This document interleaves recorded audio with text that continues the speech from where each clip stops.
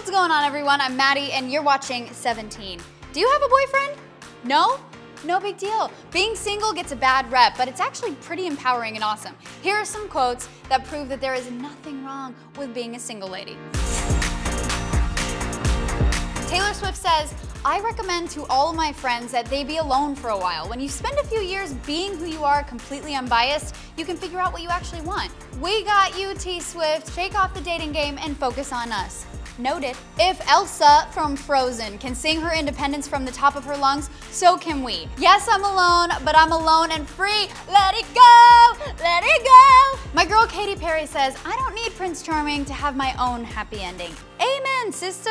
Nicki Minaj, don't chase these boys, don't depend on anybody, do your thing. And do our thing we shall, right guys? Zendaya, I'm not trying to rush into anything. I'm letting things happen the way they naturally would. We're young, ain't nobody got time for all that BFGF business.